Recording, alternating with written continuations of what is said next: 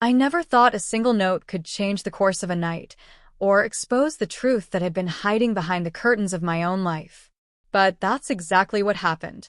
My name is Whitney Houston, and on the evening of my sold-out concert at the Meridian Arena in Chicago, I felt a kind of pressure I couldn't explain, thick, cold, crawling up my spine. Something was wrong.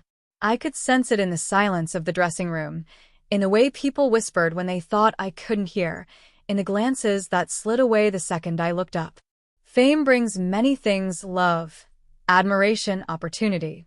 But it also brings shadows. People who smile while plotting your collapse.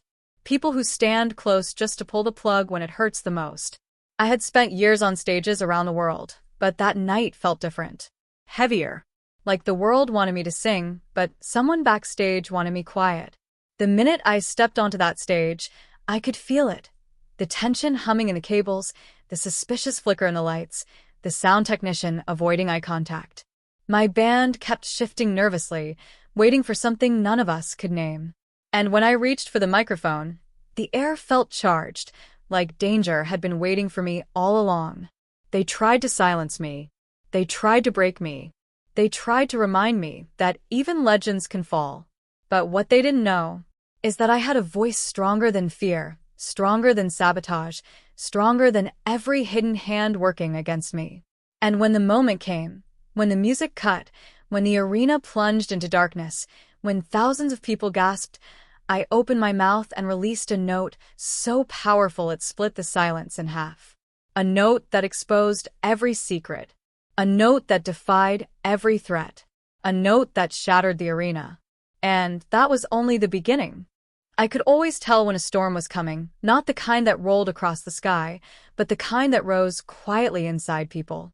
The Meridian Arena backstage felt trapped under one of those storms. Even before the show began, I felt tension thickening the air like smoke. "Whitney, 5 minutes," Marcus, my stage manager, called from the doorway. His voice tried to sound steady, but it wavered on the edges. I lifted my eyes to the mirror. The reflection staring back at me looked calm, composed, shimmering under the soft bulbs. But I knew better. My heart was pacing, tapping against my ribs like a warning. Something was off. Terribly off. I leaned closer to the mirror, lowering my voice.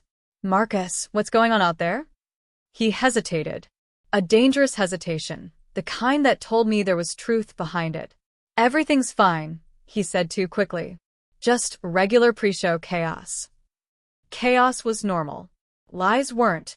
Still, I nodded, because sometimes pretending is easier than confronting a fear you can't yet name.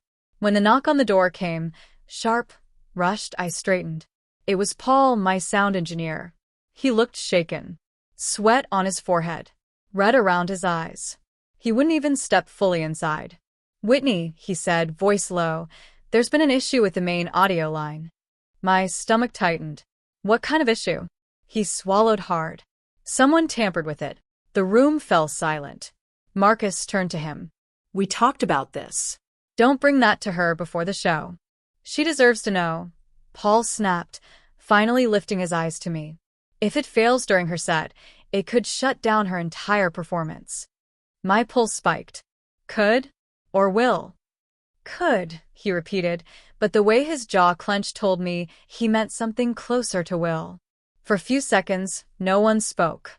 I could hear the arena crowd roaring beyond the walls, thousands of people vibrating with anticipation, unaware that the show they had paid for might collapse before their eyes. I pushed myself up from the chair. "Fix it." "We're trying," Paul said. "But it looks intentional, Whitney." Someone cut through the secondary line too. "We only found it because one of the amps started peaking." Intentional. Sabotage. The words slid through me like ice. I closed my eyes, forcing myself to breathe evenly. Fear was loud, but instinct was louder, and instinct told me I had to keep moving. Whatever was happening, I couldn't let it break me before I even stepped on stage. "Keep checking everything," I said firmly. "All of it. I want eyes on every cable, every switch, every board." Paul nodded and hurried off, leaving Marcus and me in a thick, heavy silence. "I don't like this," Marcus muttered. "I don't either." I reached for the bracelet on my wrist, a small habit when I needed strength. But I'm not canceling. Not tonight. He sighed. I knew you'd say that. I gave him a faint smile. You know me. As I walked toward the stage entrance, the hallway lights flickered overhead. Once. Twice. Long enough to make the hairs on my arms rise. I stopped. Did you see that? Marcus stiffened. Yeah, I saw. Another sign. Another warning. But the distant rumble of the crowd pulled me forward. Their voices swelled like a wave, and suddenly I remembered why I was here. Why I always came back to the stage no matter how dark things got. When I reached the side curtain, the arena lights dimmed, and the roar grew to a thunder.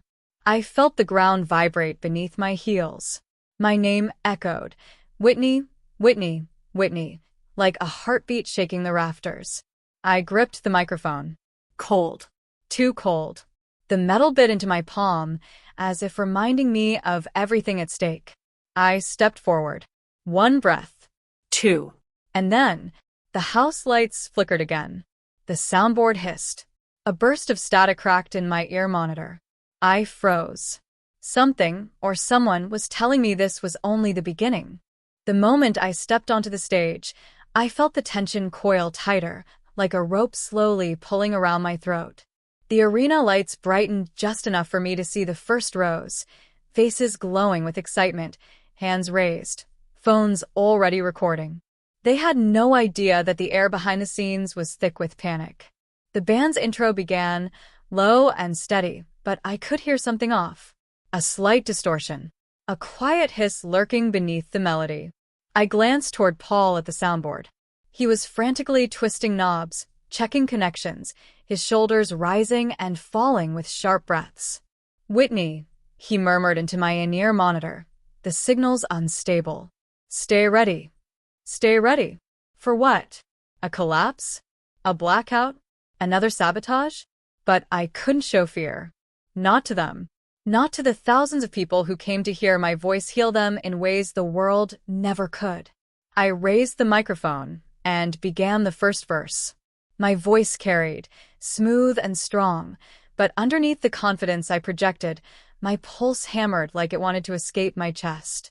Suddenly, Marcus appeared at the side of the stage, waving at me subtly, an urgent gesture hidden behind the bright beams of the spotlight. He looked pale, too pale. Something had changed. I finished the verse and leaned slightly toward the wings. What is it? I whispered between lyrics, keeping my smile for the crowd. He whispered back, barely audible over the music. There's someone backstage who shouldn't be here. My heart skipped. Who? We don't know yet, he said. Security's dealing with it, but they were near your equipment. And they ran when they saw us. A chill slid through me. Someone had breached the restricted area. Someone bold enough to touch my gear. Someone who didn't care about being caught. I forced my voice to remain steady as I transitioned into the chorus, even though my hands were shaking. The arena swayed with lights, cell phone screens glimmering like stars, unaware of the shadow moving behind them. Who was trying to stop me? And why now? Why night? As the bridge soared, the distortion returned, louder this time. A sharp buzz that crawled into my ear monitor like an electric sting. Paul, I said quietly between breaths. What's happening? Something's feeding back into your line, he said, panic edging his voice. This isn't a malfunction, Whitney.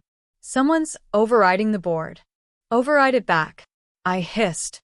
I'm trying. But whoever's doing this, they know exactly what they're doing.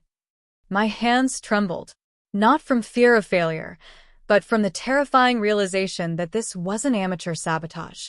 This was planned, precise, targeted. The arena lights flickered.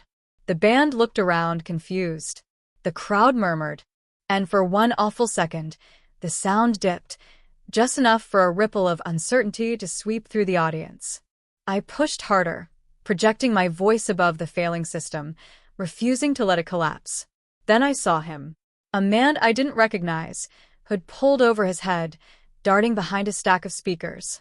He moved quickly, disappearing behind a curtain leading to the back corridors. My breath caught in my throat. That wasn't normal crew. That wasn't security. That was the intruder. The one they hadn't caught. The one who had been seen near my equipment. I tried to keep singing, but my voice trembled for the first time that night. Marcus. I whispered urgently between phrases. He's still here. Where? Marcus scanned the shadows, eyes wide. I motioned subtly with my chin, but by the time Marcus ran toward the area, the man had completely vanished. The distortion in my ears suddenly spiked, sharp, painful, forcing me to pull the monitor away.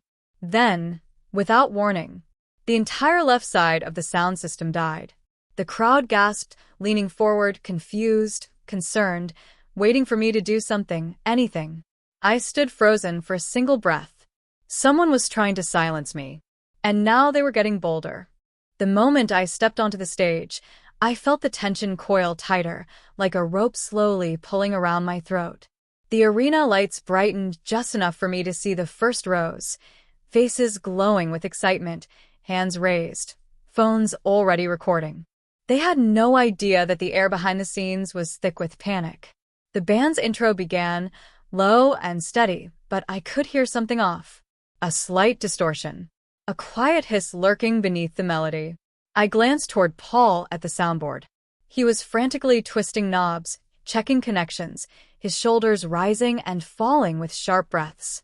"Whitney," he murmured into my in-ear monitor, "the signal's unstable. Stay ready. Stay ready." For what? A collapse? A blackout? Another sabotage? But I couldn't show fear. Not to them. Not to the thousands of people who came to hear my voice heal them in ways the world never could. I raised the microphone and began the first verse. My voice carried, smooth and strong, but underneath the confidence I projected, my pulse hammered like it wanted to escape my chest. Suddenly, Marcus appeared at the side of the stage, waving at me subtly, an urgent gesture hidden behind the bright beams of the spotlight. He looked pale, too pale. Something had changed. I finished the verse and leaned slightly toward the wings. "What is it?" I whispered between lyrics, keeping my smile for the crowd. He whispered back, barely audible over the music. "There's someone backstage who shouldn't be here." My heart skipped. Who? We don't know yet, he said. "Security's dealing with it, but they were near your equipment. And they ran when they saw us." A chill slid through me. Someone had breached the restricted area. Someone bold enough to touch my gear. Someone who didn't care about being caught.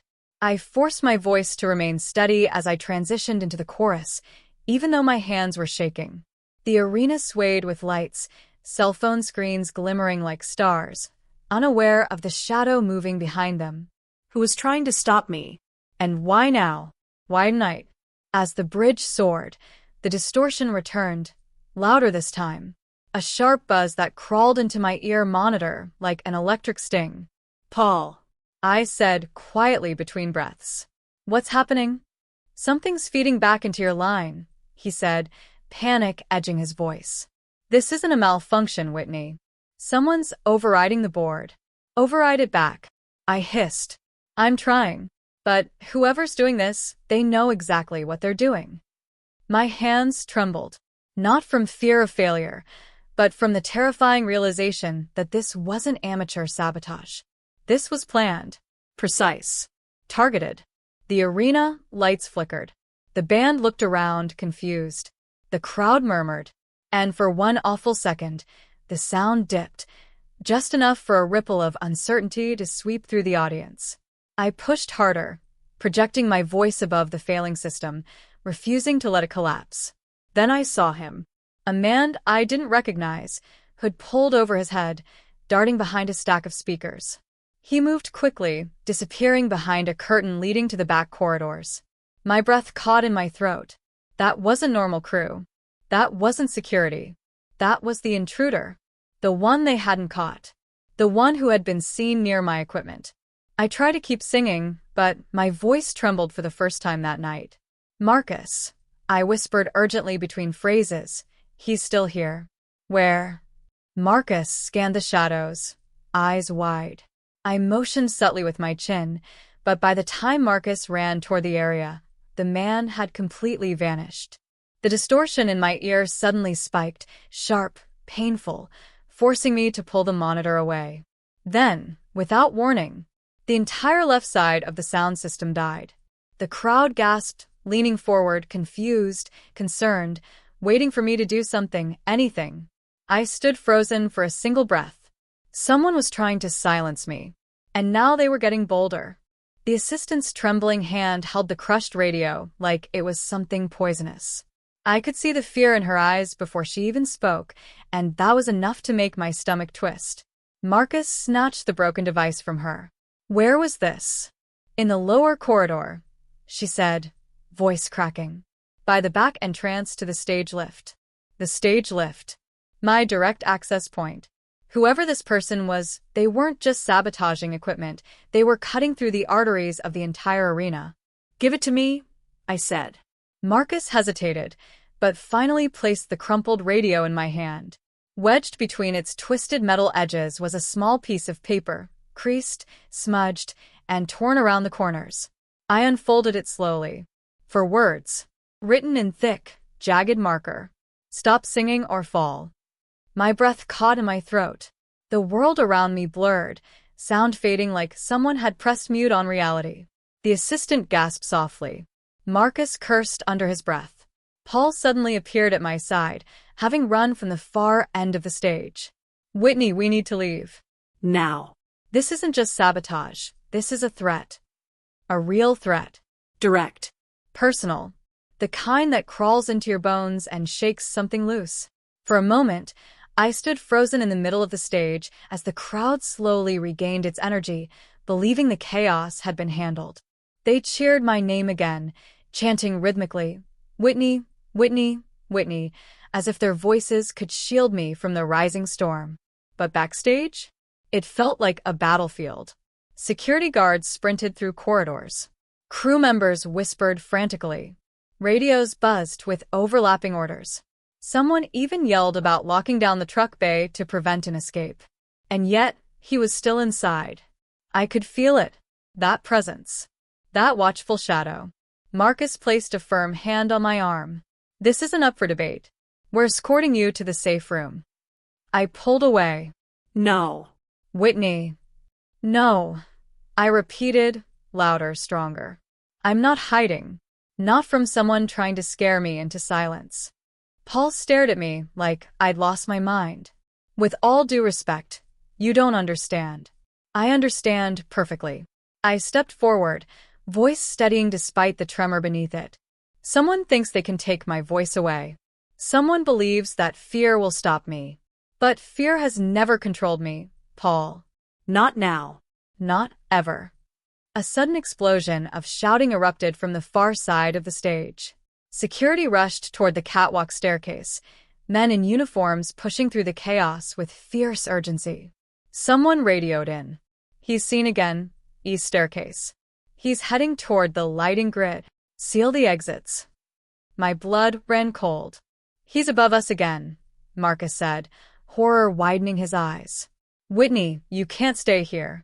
Before I could respond, another spotlight flickered overhead. But this time it wasn't from a malfunction. The hooded figure stepped into the beam, visible, clear, standing directly above center stage. And he was holding something. A tool? A device? A weapon? I couldn't tell. The crowd gasped as people pointed upward. Panic began rippling through the arena, fear spreading in a wave of whispers. Marcus grabbed me. Run. Whitney, move. But I didn't run. For reasons I couldn't explain, my feet stayed grounded, even as adrenaline surged through me. Something in me needed to see him, needed to understand why this stranger wanted to break me so desperately. He leaned over the rail, face still hidden in shadow. Even from that height, I felt his eyes on me, heavy and cold. Then a metallic snap echoed across the rafters. The light rig jerked, swaying dangerously. Screams erupted everywhere. Go! Marcus shouted, shoving me toward the back. Paul grabbed my waist, pulling me as the massive lighting frame groaned above us like it was seconds from collapsing. Fear crashed through me, but I couldn't tear my eyes from the catwalk. The hooded figure didn't move, didn't flinch, Didn't run. he just watched me. Until security stormed the staircase below him. His head snapped toward them. And in the chaos, he dropped something from the catwalk. A small, black object. It clattered onto the stage near my feet. And whatever it was ticking. The ticking sound sliced through the air sharper than any scream. I stumbled backward as Paul grabbed my arm, dragging me away from the small black device lying at my feet. It looked harmless, no bigger than a deck of cards, but the rhythmic tick-tick-tick pulsed like a countdown. A warning. A promise. Don't touch it. Marcus yelled to the nearest security guard. Clear the stage. Move everyone now. Crew members scattered. Dancers rushed off, and the band dropped their instruments, sprinting toward the wings. The arena filled with a rising wave of panic, people standing, shouting, trying to understand what was happening. I couldn't breathe. Whitney, come on, Paul urged, pulling me toward the back exit. His voice trembled with a fear I had never heard from him before.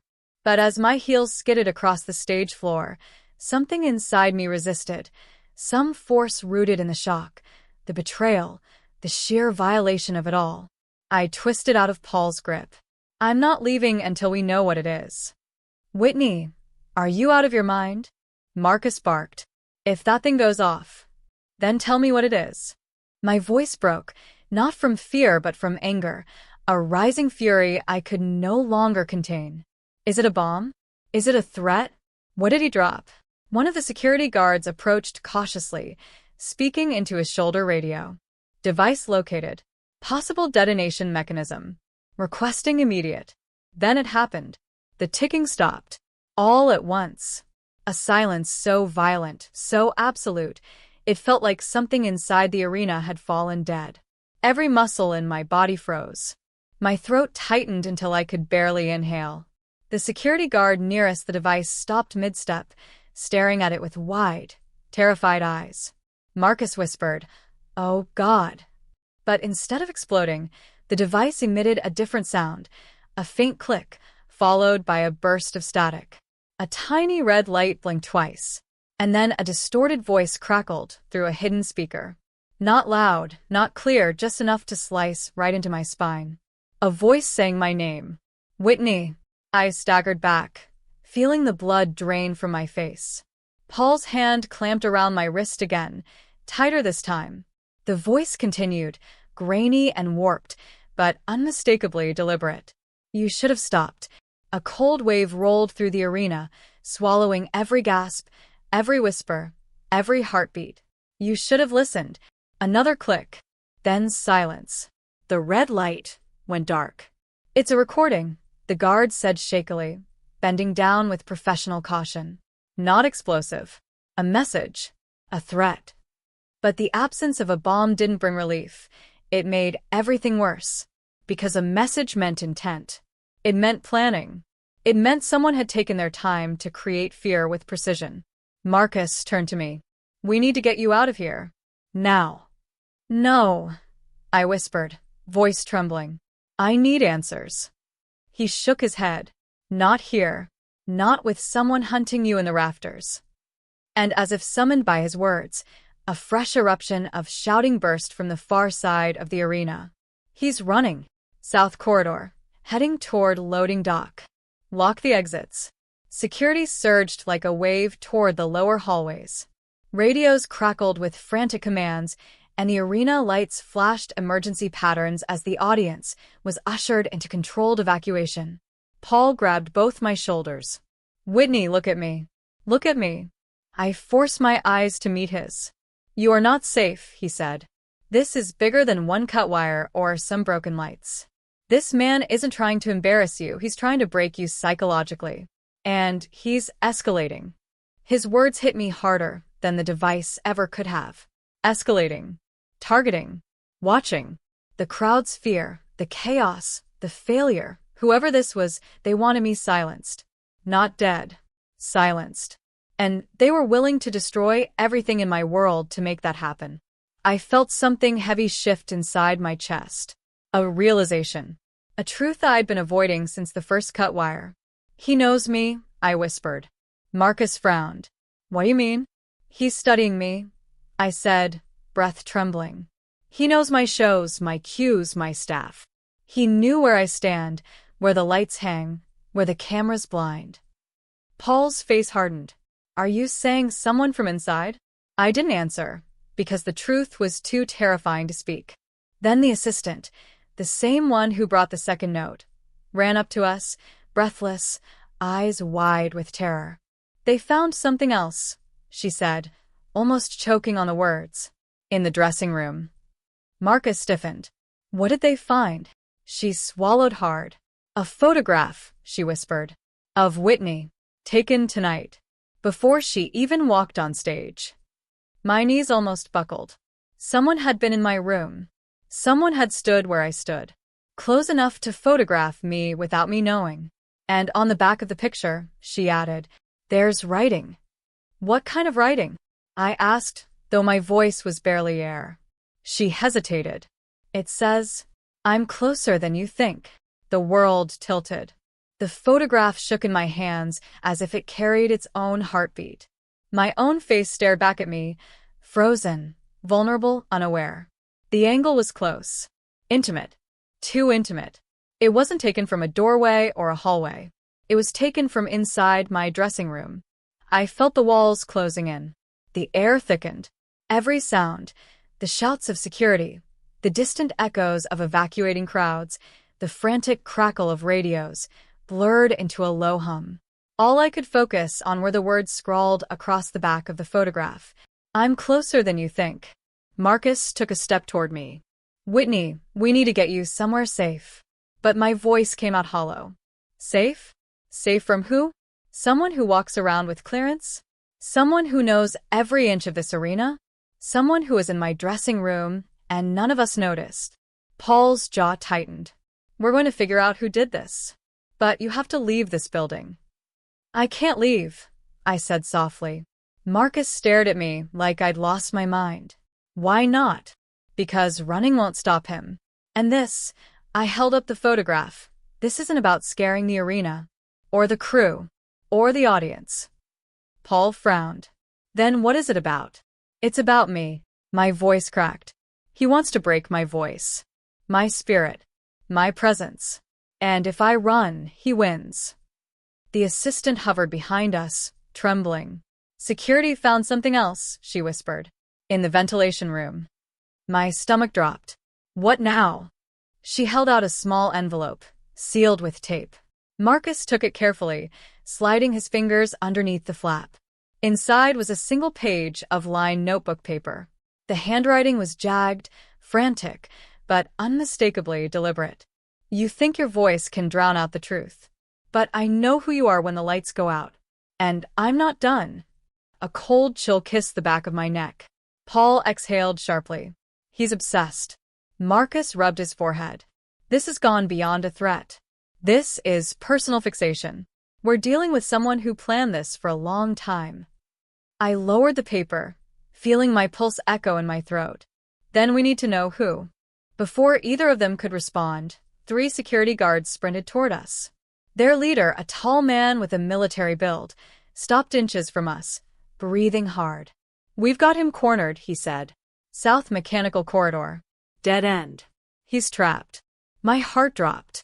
Trapped. I whispered. Yes, ma'am. He can't get out. A tremor ran through my body. I want to see him, Marcus nearly shouted. Absolutely not. I stepped forward.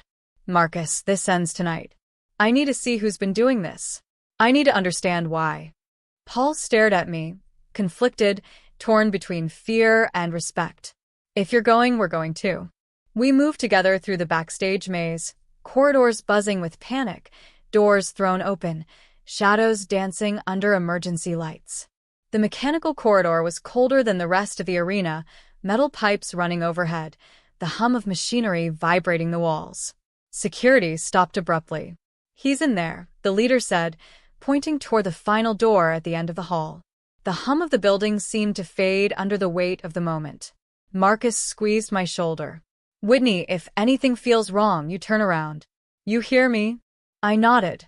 though my legs felt shaky beneath me. The guards pushed open the door. Inside, the room was dim, lit only by a flickering fluorescent bulb that cast long, trembling shadows on the floor. And there, in the far corner, crouched the hooded figure. He didn't run. He didn't fight.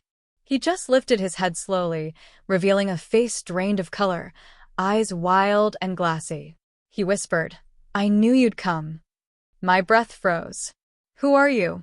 I asked, voice steady despite the fear clawing at my chest. His lips twitched. "Someone who used to believe in you." I blinked. "What?" He reached into his jacket, and security lunged forward, but instead of a weapon, he pulled out a stack of old concert programs. My concerts. Every era. Every tour. "You forgot us," he muttered. "The ones who waited in the cold. The ones who needed your voice. And now you sing for arenas but not for people anymore." My heart cracked, not out of sympathy, but from the twisted truth buried under his madness. "I never forgot anyone." He shook his head violently. "You shine too bright. I needed to dim you. For your own good." Security tackled him before he could move again, dragging him to the ground as he shouted incoherently, his voice bouncing off the metal walls. I stood trembling in the doorway, not because of him, but because of what this night had shown me. How fragile fame was. How vulnerable a stage could be. How a voice could be both a weapon and a target. And how close danger could stand without ever being seen. Marcus wrapped an arm around my shoulders. "It's over, Whitney." But as I stared at the empty, flickering room, I whispered, "No, it's just beginning." Because fear didn't control me, and silence would never define me. And I knew, more than ever, that my voice mattered. Now it was my turn to reclaim it. Sometimes the brightest lights cast the darkest shadows. Whitney's story reminds us that even the strongest voices face silent battles, and that courage is born not from being unafraid, but from refusing to be quiet. If this story moved you, don't forget to like the video, subscribe, and turn on notifications to never miss the next story.